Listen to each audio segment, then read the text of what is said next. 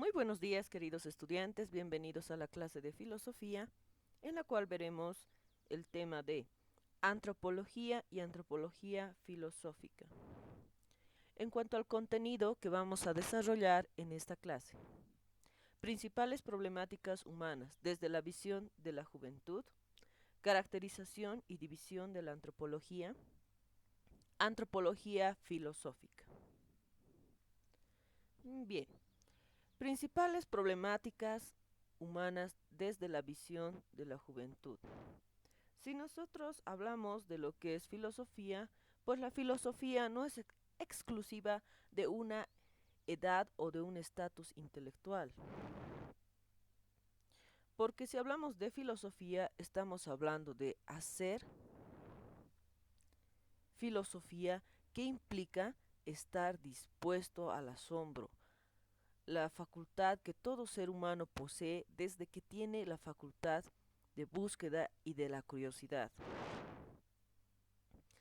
El asombro es sin duda una cualidad bien desarrollada por los niños, pero que todo aquel que se dedica al oficio del filósofo mantiene por toda su vida.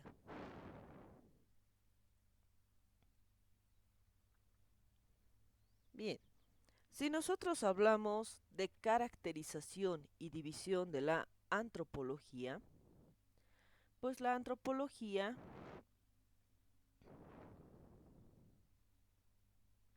se trata de una disciplina de las ciencias sociales que surge de forma independiente durante la segunda mitad del siglo XIX. Por lo tanto, es la ciencia social que estudia al ser humano de forma holística, su desarrollo físico y el comportamiento cultural del hombre a través del tiempo y espacio. Asimismo, la antropología deriva de dos voces griegas: atropos, que significa hombre o humano, y logos, conocimiento. A partir de ello es que vamos a nombrar las ramas de la antropología. Bien, primeramente, la dividimos en antropología física y antropología cultural. La antropología física consta de paleontología y somatología. Paleontología. ¿A qué se refiere paleontología? Paleontología es la ciencia que se dedica a estudiar los restos fósiles para conocer a los organismos que vivieron en el pasado terrestre. La somatología es aquella que comprende los aspectos del cuerpo humano con ayuda de la anatomía y la biotipología. Esta realiza un estudio de la estructura y el desarrollo del cuerpo humano, pero no solo eso, sino también busca comprender los procesos biológicos del ser humano, su interacción entre ellos y los efectos que provocan sobre las poblaciones. Ahora a continuación explicamos las ramas, en realidad las subramas, ¿no?, de la rama de la antropología cultural. Bien, entre los cuales tenemos arqueología, etnología, etnografía, lingüística y antropología social. Bien, la arqueología es aquella encargada de estudiar las culturas antiguas, desaparecidas. Esta reconstruye, describe, interpreta el comportamiento humano y los patrones culturales a través de ciertos vestigios, como restos materiales humanos, monumentos, pinturas, objetos de piedra, de cerámica, de madera,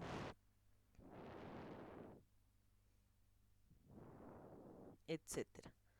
Bien, ahora la etnología. La etnología es aquella que estudia las manifestaciones no escritas de todos los pueblos llamados primitivos. Por ejemplo, la religión, el idioma, las costumbres, sistemas sociales, políticos y económicos, como también la organización familiar. Ahora veremos en qué consiste la subrama de la etnografía. Es aquella que estudia las sociedades y culturas humanas en todas sus formas de comportamiento, analizando su estructuración y de los procesos que se dan en un grupo humano determinado, como por ejemplo costumbres, prácticas, creencias y mitos de una cultura. Bien, continuamos con lingüística. La lingüística estudia la lengua, su origen, desenvolvimiento y estructura, su relación con la cultura. Bien, por ejemplo, ¿no? Si hablamos de lingüística, podríamos hablar de nuestro idioma, bueno, de nuestro dialecto quechua, por así decirlo, ¿no? Que tiene que ver con nuestra cultura también, el aymara también, que tiene también que ver con nuestra cultura a nivel Bolivia. Y en realidad también eh, Sudamérica, ¿no? En realidad. Muy bien. Ahora, por último y para finalizar, las subramas de la antropología cultural, tenemos la antropología social, que estudia el comportamiento humano dentro de una sociedad y las culturas que cada urbanización, pueblo, industria tengan para así analizar y comprender cómo viven el día a día y ver también en la forma en que hacen que su vida esté dentro de una sociedad y sea también esta significativa.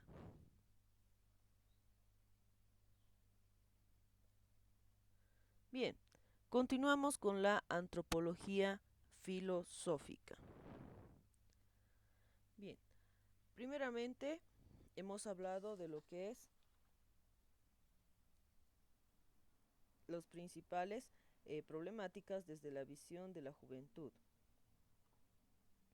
Posteriormente hemos hablado de la caracterización y división de la antropología. Ahora vamos a hablar de lo que es la antropología filosófica. La antropología filosófica apareció en la época moderna, donde la antropología filosófica primeramente se dirige al conocimiento de lo que es el hombre, como sujeto pensante y queriente, como objeto persona presente en el mundo y trascendente.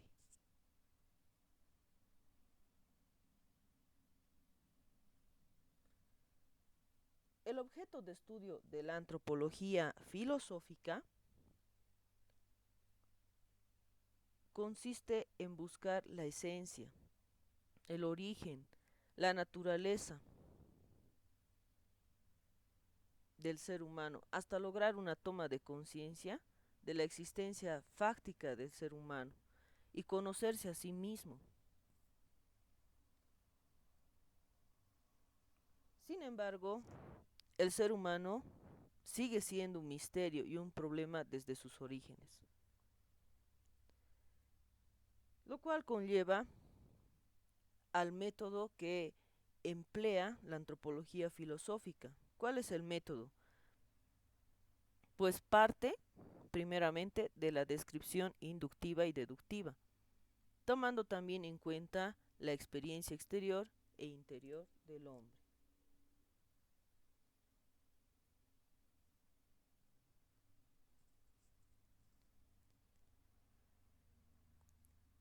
En cuanto a la concepción del hombre desde la antropología filosófica, ¿no? Y también distintos filósofos formularon interrogantes las cuales colaborarían al objeto de estudio de la concepción del hombre para la antropología filosófica, como ¿qué es el hombre? ¿Cuál es su destino? ¿De dónde viene? ¿Hacia dónde va?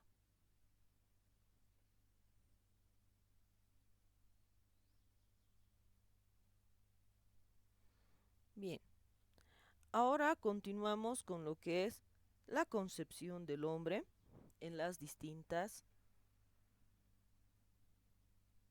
edades. Muy bien. Primeramente nos aproximamos a la edad antigua. En la edad antigua, la concepción del hombre inicia primeramente con Sócrates, posteriormente con Platón y Aristóteles. Sócrates afirma que el ser humano está compuesto de cuerpo y alma, y que ese cuerpo es el componente del hombre, que se caracteriza por contener la parte instintiva, y el alma es la parte reflexiva, la que tiene, por así decirlo, la capacidad de razonar, es el agente de nuestra actividad pensante y moral. Por lo tanto, el alma llegaría a ser la verdadera esencia del hombre para Sócrates. Luego tenemos a Platón. Platón, ¿qué nos dice? Que el hombre es estado, dual y tripartito.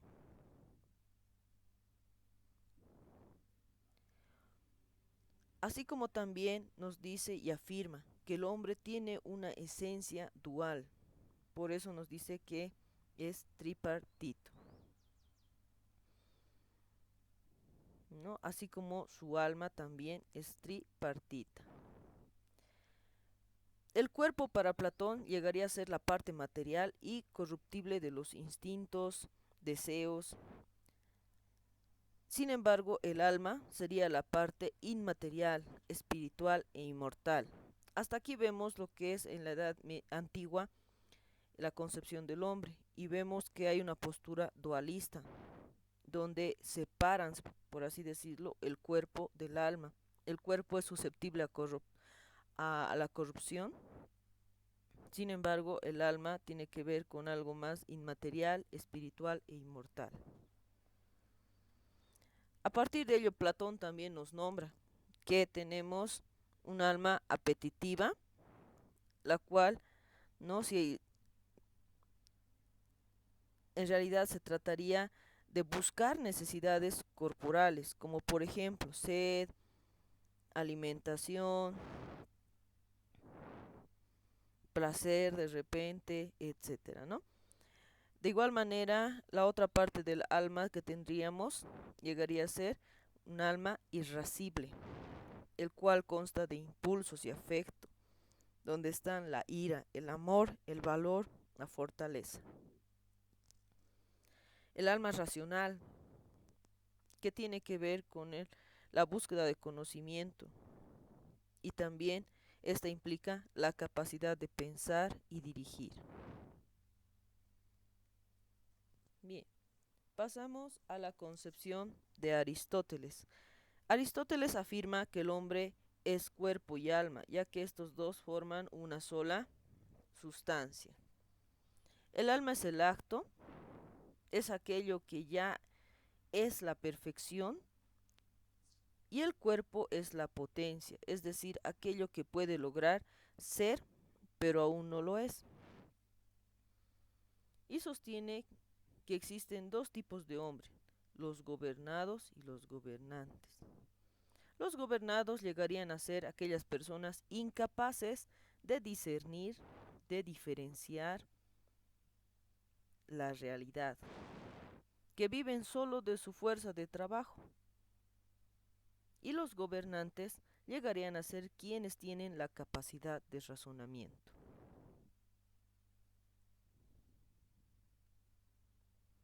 Bien, ahora pasamos a la concepción del hombre en la Edad Media.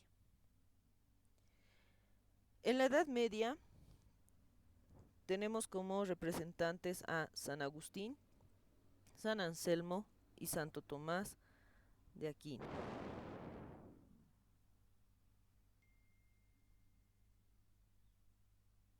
¿no? Donde nos mencionan, ¿no? En conjunto se podría decir, ¿no? Resumiendo, de que el hombre aparece como una criatura suprema entre todo lo creado y ha sido hecho a imagen y semejanza de Dios. La Edad Media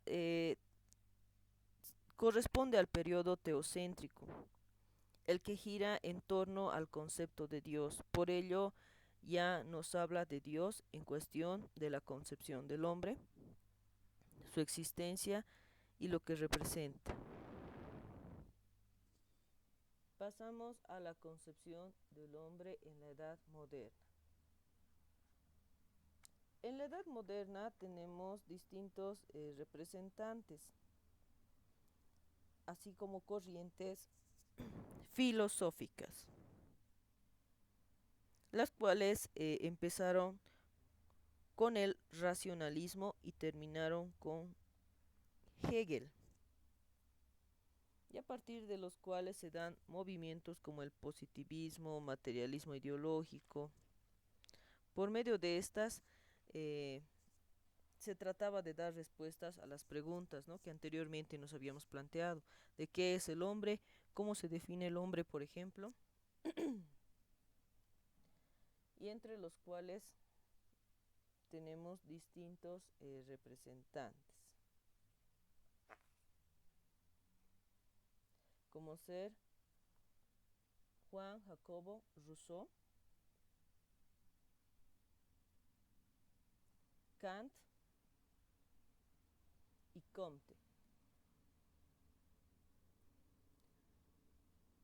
Bien, a continuación vamos a proceder a leer en qué consiste el pensamiento de Rousseau en base al hombre, posteriormente Kant y Comte. Bien, continuamos. En la edad contemporánea, el hombre llega a ser